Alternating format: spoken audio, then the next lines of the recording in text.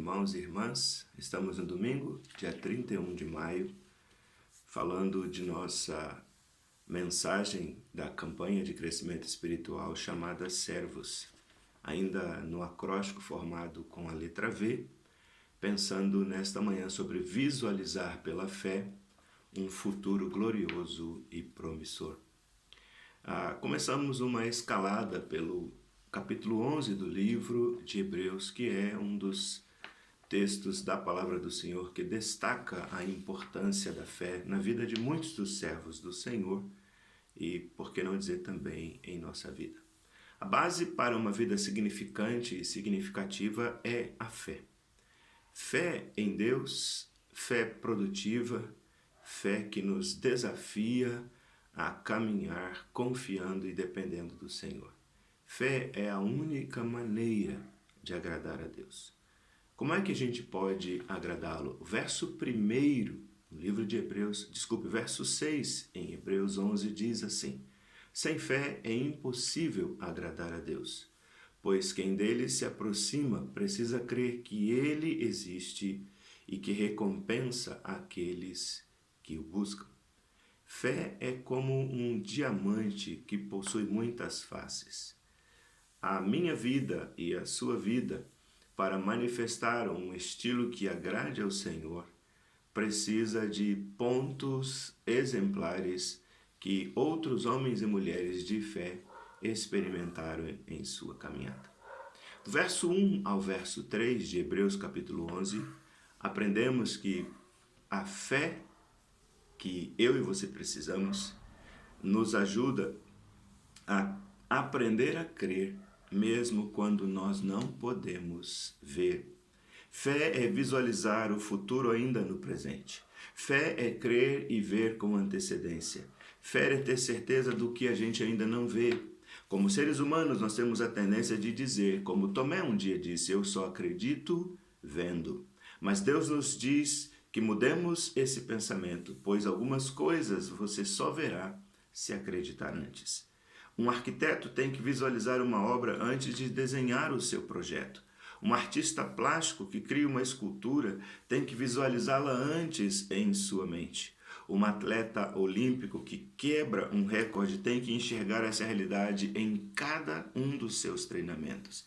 Na realidade, todas essas ações de fé, todas essas ações de conquista exigem que antes pensemos nela. Por isso a Bíblia diz que fé é acreditar mesmo quando eu não vejo.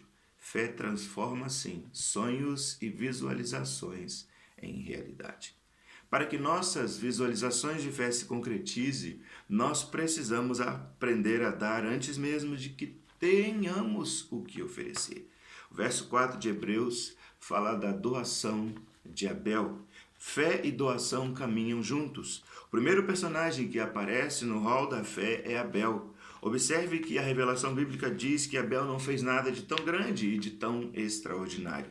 A única atividade que Abel realiza, e a Bíblia mostra, foi a sua oferta, que Deus aceitou porque foi feita de forma excelente.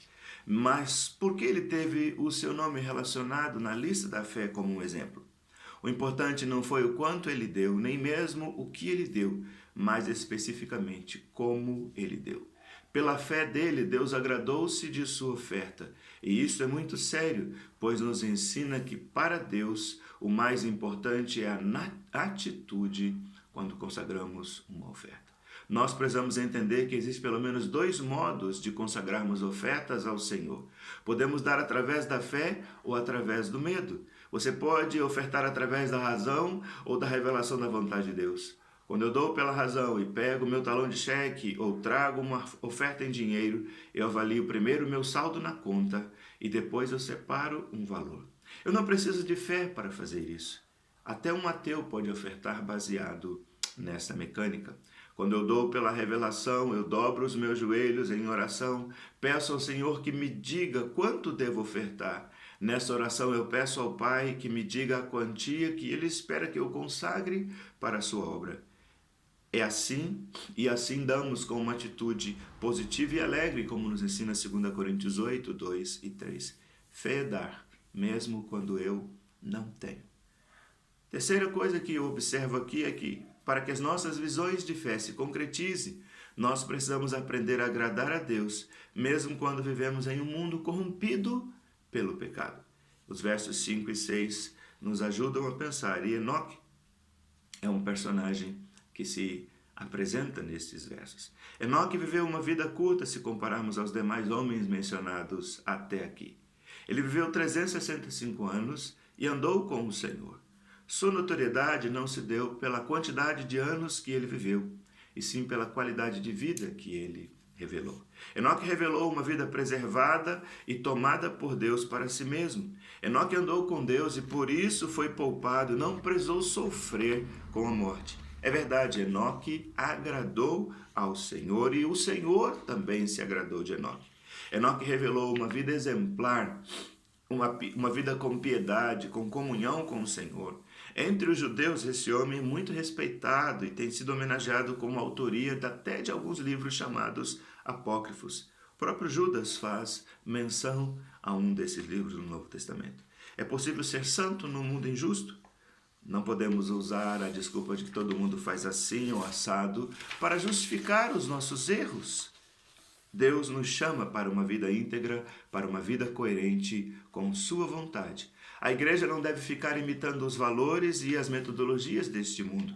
Nós devemos ser a referência, nós devemos ser o padrão, o modelo original. Nós não estamos nesse mundo, irmão, só. É verdade, há muitas pessoas más e pecadoras ao nosso redor.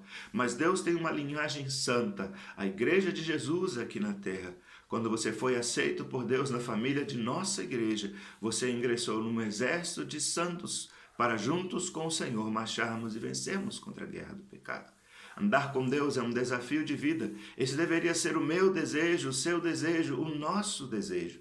A retidão do crente Enoque e o seu desejo de viver com Deus devem estimular a nossa vida. Com quem nós temos andado? Quem é a sua companhia mais importante? Observe que para visualizar pela fé um futuro glorioso e promissor, em primeiro lugar, nós precisamos aprender a crer, mesmo quando não conseguimos enxergar. Nós precisamos aprender a dar, mesmo sem que tenhamos antes o que dar. E nós precisamos aprender a agradar a Deus, vivendo de modo santo, mesmo estando no mundo pecaminoso. Que Jesus te abençoe, que seja esse um domingo agradável e que o Senhor se agrade de nossa fé.